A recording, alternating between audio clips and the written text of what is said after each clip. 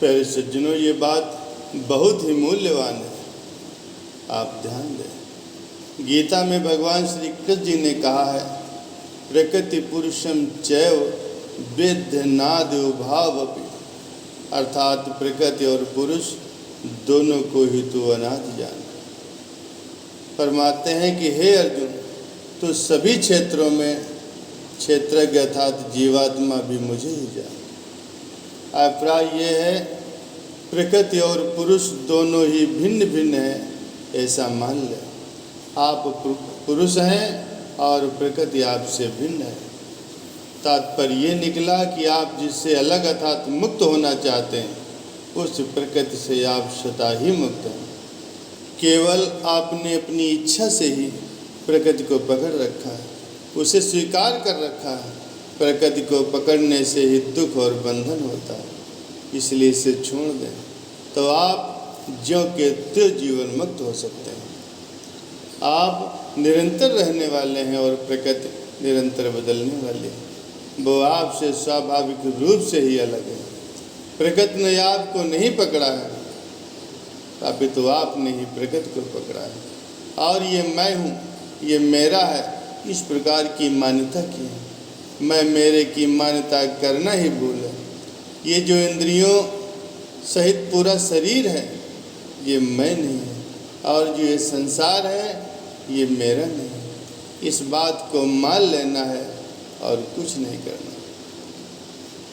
आप निरंतर रहने वाले हैं और सारा संसार ही चला जाने वाला है, और केवल इसे दृष्टिपात ही करना है, केवल इसे देखना है और कुछ नहीं करना। ये करना कराना सब प्रकृति के हाथ में है। जिस क्षण ये विचार हुआ कि ये संसार हमसे अलग है, उसी क्षण मुक्ति है। संसार से संबंध मानने में खास बात यह है कि उससे सुख लेने की इच्छा होती है, और सुख लेने की इच्छा ही संपूर्ण दुखों, पापों, अनर्थों और अन्यायों की जड़ है, बंधन का कारण है। जब इस सांसारिक पदार्थों के संसर्ग से सुख लेने की इच्छा होगी, तब तक चाहे कितनी ही बातें सुन लो, पढ़ लो, सीख लो, और चाहे त्रिलोकी का राज ही प्राप्त कर लो, फिर भी दुख मिटेगा नहीं। ये पक्की बात है, ये अटल सत्य है। संग्रह और सुख भोग की वृष्टि चेष्टा करने से नहीं मिटेगी, ये चेष्टा की बात नहीं है। आपने मैं और मेरे की मान्यता की हुई है, और मानी हुई बात न मानने से नहीं मिटती, चेष्टा से नहीं। विवाह होने पर स्त्री पुरुष को अपना पति मान लेती है, तो इसमें पति मानने में कौन सी चेष्टा करनी पड़ती है? केवल बस मानना होता है। किसी से संबंध जोड़ने में और संबंधों को तोड़ने में सब स्वतंत्र हैं। वास्तव में हमारा संबंध केवल परमात्मा से है। भूल से हमने प्रकृति से संबंध जोड़ लिया है, अब उस माने हुए संबंध को तोड़ लेना है, बस यही काम है। परमात्मा से हमारा संबंध स्वाभाविक है, सच्चा है, और प्रकृति से हमारा संबंध अस्वाभाविक और बनावटी है।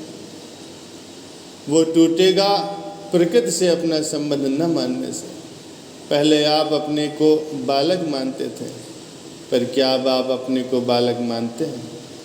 तो जैसे बालकपन के साथ आपने मान्यता की थी, वैसे ही अब जवानी के साथ मान्यता कर ली है कि मैं जवान हूँ। ऐसे ही मैं रोगी हूँ, मैं निरोगी हूँ, आज सभी मान्यताएं कर लेते हैं। वृद्धावस्था के साथ मान्यता कर ली और फिर मृत्यु के साथ मान्यता कर ली। विचार करें कि मान्यता करने के सिवाय आपने कौन सी चेष्टा की थी। जैसे आपने पहले अपने आप को बालक माना, वैसे ही अब अपने आप को बालक न मानकर जवान मान लिया। ये तो केवल मान्यता है, न कोई चेष्टा है, न कोई विचार है।